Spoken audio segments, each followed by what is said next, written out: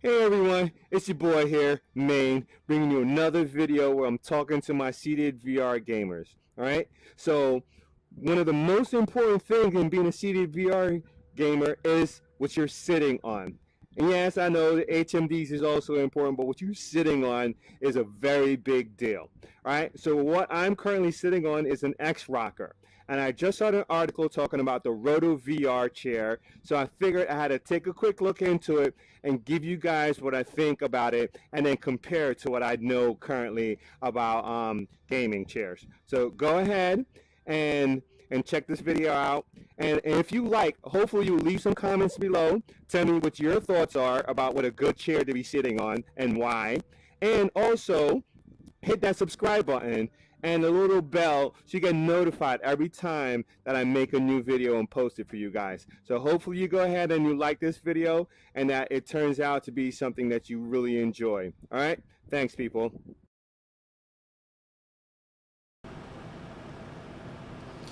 Okay, first up was Roto VR. And we're going to talk about the pros and cons and then just the things that I just don't know. So let's start off with the pros. Number one on my list is it's motor powered, meaning it will turn, the chair itself would actually self-turn in order to situate you with the VR world. And that is a phenomenal thing. You know what I mean? Especially for those of you guys out there that get motion sickness, this might be a very, very good way of mitigating that. All right. Number two on my pro list is bass speakers. All right. So what bass speakers do is literally let you feel the world that you're in. You know, when there's an explosion, you feel it rumbling through your body, not just seeing it with your eyes. And that pulls you into the world like nothing else. And then cable management. All right. So it has these, I don't even know what it's called. It is the shaft that you plug your headset's cable in. It sits into the base, the motor base, which then is plugged in, and then the cables coming from your computer is plugged into the base.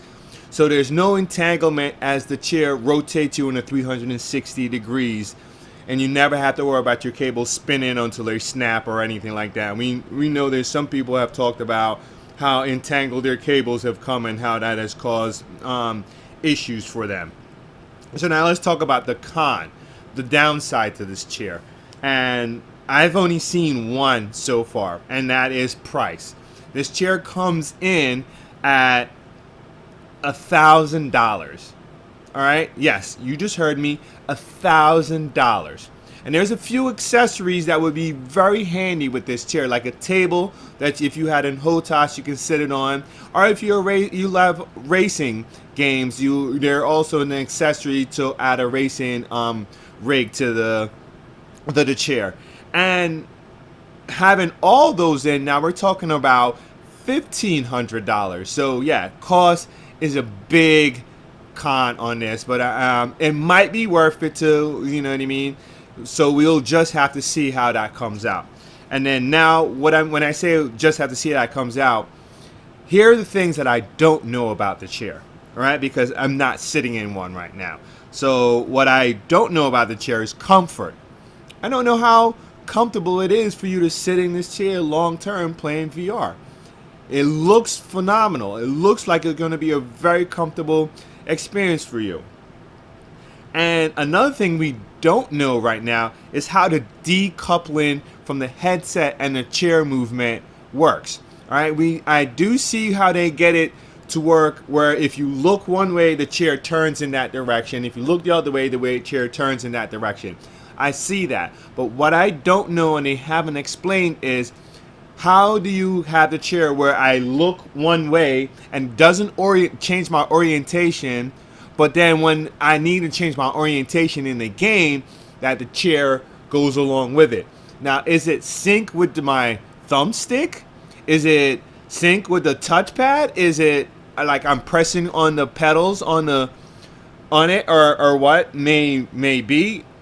Hasn't been explained just yet. So this is something that they're going to have to let us know about. You know what I mean? I personally hope that they allow it to be sunk with your synced up with your thumbstick for rotation. So if I hit rotation, it may me not rotate me in it. Yes, they say rotates me in the game, but it also rotates the chair. And in doing that, I think would be, you know, let me think here. In doing so, it's almost like it changed the rotation of your play space. And I love the idea of that because then I would finally get the feel of moving, you know, and everything along that line. So those two things at the bottom is my biggest concern, but I think comfort, it looks very comfortable. So my biggest concern is how the decoupling works. Um, I don't know how I'll be able to go about finding out that for you guys, but I'm going to try my best. All right, thanks. All right, so next up, we have the X Rocker gaming chair. And I have the one that has the pedestal. So it allows me to rotate 360 degree on my X Rocker. But to be honest, I never do anything more than 45 in either direction. So let's talk about the pros and cons of this game chair. The first one, obviously, out the gate, cost. All right, the one I have literally only cost me about $150. Right, so cost compared to the Roto VR is way down. It is not even like a third of it. All right. Next up will be the bass speaker. And like I explained before, what the bass speaker does is literally allow you to feel the world that you're in. Pull your body into the world that you're now playing in. VR, HMDs have tricked your brain into thinking it's in that world from its visual aspects. Now, if you add the feel of the body into it on top of it, it is like none other. Trust me on this. Now, let's talk to the cons. All right. Number one con on this is not motor power. And yes, it's not motor power because it wasn't designed for VR. It wasn't designed to keep you fully immersed and keep you spinning from direction to direction in 300 degrees. It just wasn't what it was designed to do. And so it's meant to literally have you staring at a TV screen and playing your game, and it does a fairly good job of that. Next con, and it's a big one, comfort. Right, is not the most comfortable chair out there. All right, so much so that I plan to buy a gaming chair, hopefully one that I find to be extremely comfortable, and then add, bass speakers to the chair and solely bass speakers to the chair, and which now brings me to my third con for the thing, and that's the tweeters. You know what I mean?